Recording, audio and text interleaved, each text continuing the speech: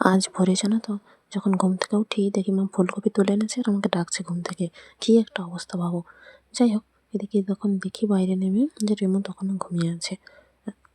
এদিকে বাবা বাজার যাওয়ার আগে বলে গেল যে মাঠের দিক থেকে একবার ঘুরে আসতে, অনেক শামফল আছে। আমি গিয়েও বেশ কিছু দেখতে পেলাম, এমনি বকও দেখতে পেলাম, যদিও সেটা ক্যামেরায় তেমন ধরা পড়েনি। যাই হোক, টুকটাক ভিডিওও করেছিলাম, সেগুলো আলাদা আছে, এখানে নেই। সত্যি বলতে শীতকালের পরিবেশটা, এই ভোরের দিকটা, মানে ভোর এখন নয়, সকালের দিকটা আর সন্ধ্যের সময়টা এত সুন্দর লাগে দেখতে, অসাধারণ জানো তো। যাই হোক, বাগানের অবস্থা এখন একটু আধটু ভালো।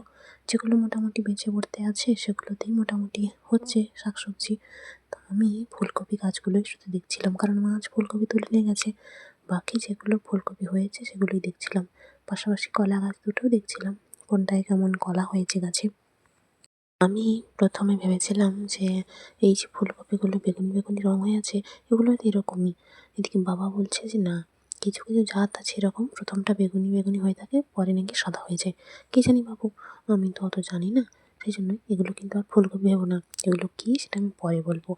তো এভাবে ফুলকপি, ওলকপি, বাঁধাকপি, কলা এইসব দেখতে দেখতে অন্যান্য সমস্ত শাকসবজি দেখে বাড়ি এসে রেমুকে বিস্কিট খুলে দিলাম। যতক্ষণ ধরে রেমুকে প্যাকেট থেকে বিস্কিট না বের করে দেবো, ও আমার পায়ের কাছ থেকে ঘুরঘুর করা বন্ধ করবে না।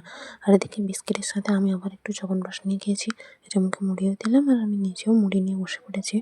যাই হোক, এদিকে পার্সেলটা কবে যাবে, কীভাবে যাবে ওটাই চিন্তা করছিলাম, বা আদৌ যাবে নাকি।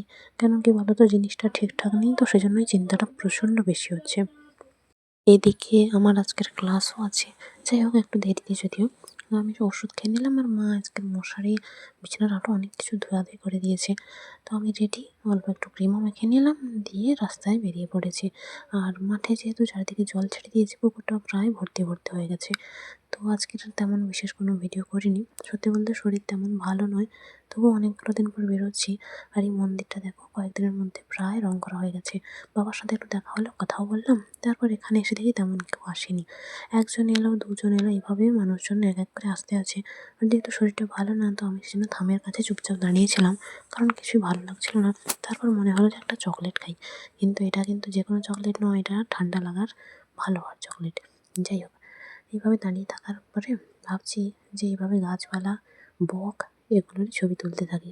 কী আর করবো বলো, সত্যি বলতে ছবি তুলতে আমার ভালোই লাগে।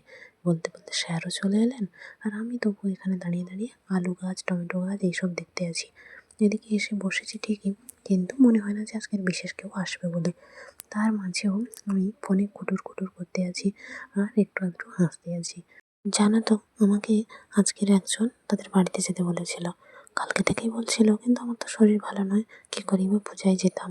বসে বসে সেটাই ভাবছিলাম। আর এমনিতেও শীতকালে কোথাও যাওয়ার কথা বললেই যেন আমার গায়ে আরও জ্বর এসে যায়। কী করবো বলো, আমার শরীর সাথ দেয় না।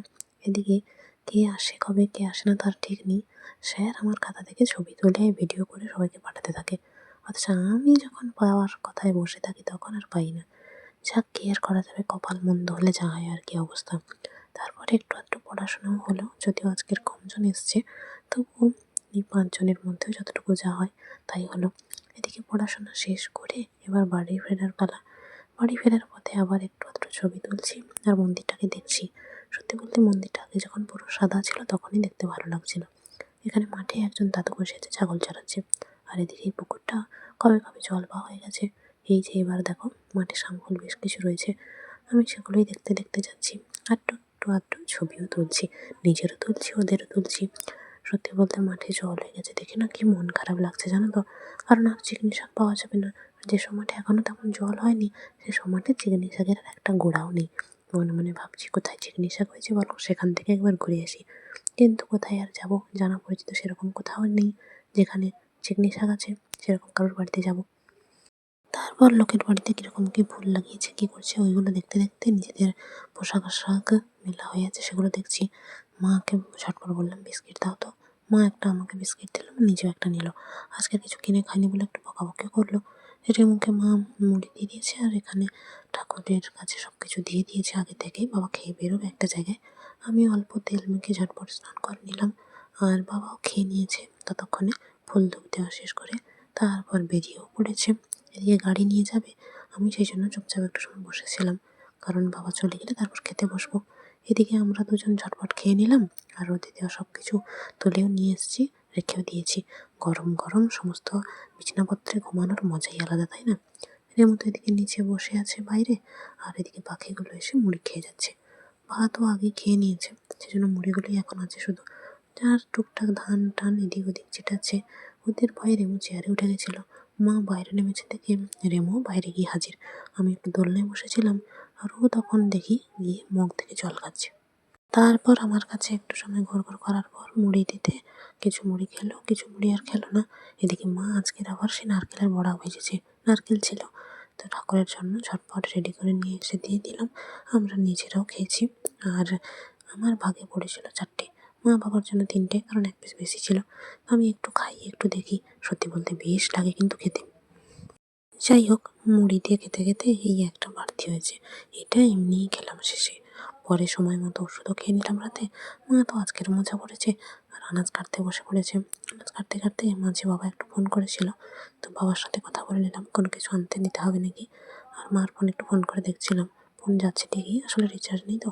এদিকে আজকে রয়েছে লুচি আর ঘুগনি, আর জিলিপিটা এমনি বাড়তি নেওয়া। বাবা ওই যে দেখো অল্প একটু তরকারিও দিয়েছে শেষে। রাতের খাওয়া দাওয়া তো হয়ে গেল, রেমু এখন বাড়িতে নেই, ঘুরতে চলে গেছে কোথায় কে জানে। রাতে আমি এটা এমনিই খেয়েছি, মা খায়নি। তারপর জলও খেয়ে নিলাম অল্প। এরপর সেই ঘর থেকে চলে আসার সময় বাটখারা চাপিয়ে দিলাম, আর বাবার চশমা ঠিক মতো গুছিয়ে দিয়ে এই যে শুয়ে পড়লাম। ওইটার পরই আর এখন 11টা 11 বাজে। টাটা।